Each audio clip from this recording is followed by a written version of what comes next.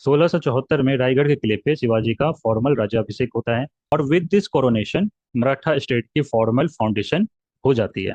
1680 में शिवाजी की डेथ हो जाती है, लेकिन शिवाजी के डेथ के बाद उसका बेटा संभाजी मराठा के रेसिस्टेंस को कंटिन्यू रखता है। 1689 में संभाजी को भी कैप्चर कर लिया गया और इनको बुरी तरह से यातना दे करके मार दिया गया। संभाजी के साथ संभाजी का बेटा साहू भी साथ में कैप्चर हुआ था, जिसको और जो दूसरे इनके रिलेटिव्स थे उन सबको बंदी बना लिया गया। अब संभाजी की डेथ के बाद संभाजी के छोटे भाई यानी कि शिवाजी के छोटे बेटे राजा राम महाराज छत्रपति बनते हैं और मराठा की रेसिस्टेंस को कंटिन्यू करते हैं। लेकिन इस बीच क्या हुआ कि जब संभाजी की शहादत की खबर मराठाओं के बीच पहुंची, तो मराठाओं का विद्रोह, जो पहले छत्रपति का विद्रोह हुआ करता था, वो अब हर मराठा का विद्रोह हो गया। यानी कि अब ऐसी सिचुएशन बन गई कि लगता था कि जैसे हर घर शिवाजी पैदा हो गए हैं।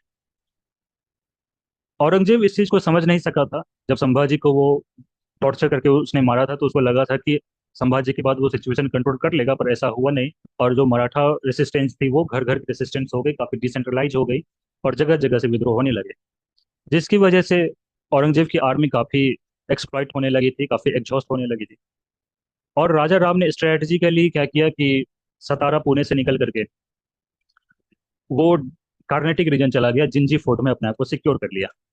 मुगलों की सेना ने पीछा किया, जिंजी फोर्ट को भी सीज किया, लेकिन जिंजी से निकल करके राजा राम एक बार फिर से वेलोर की तरफ, जिंजी से निकल करके राजा राम वेलोर चले गए। मुगलों की सेना ने वेलोर को भी कैप्चर किया, सीज किया, लेकिन वेलोर से निकल के वो वापस से सतारा पुणे आ गए। तो इस तरह से राजा राम स्ट्रेटेजिकली रिट्रीट कर करके और मुगलों की सेना को एग्जॉस्ट कर रहे थे और मराठा की रेसिस्टेंस को कंटिन्यू कर रहे थे। 1700 ईस्वी में राजा राम की भी डेथ हो जाती है, जिसके बाद राजा राम की वाइफ ताराबाई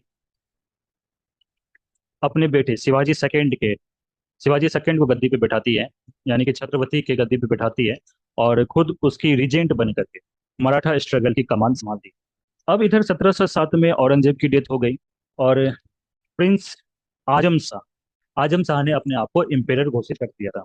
आजम शाह के साथ कुछ मराठा सरदारों ने, जिसमें से बालाजी विश्वनाथ भी, इसके बारे में आगे बात करेंगे, तो बालाजी विश्वनाथ और अन्य मराठाओं सरदार ने आजम शाह के साथ सक्सेसफुली नेगोशिएट किया और साहू को रिलीज करवा दिया। अब जब साहू को रिलीज किया गया, तो इधर ताराबाई ऑलरेडी मराठाओं की कमान संभाली हुई थी। तो मराठा रीजन में मराठाओं के बीच एक सिविल वॉर की सिचुएशन आ गई, जिस सिविल वॉर में साहू का साथ दिया था बालाजी विश्वनाथ।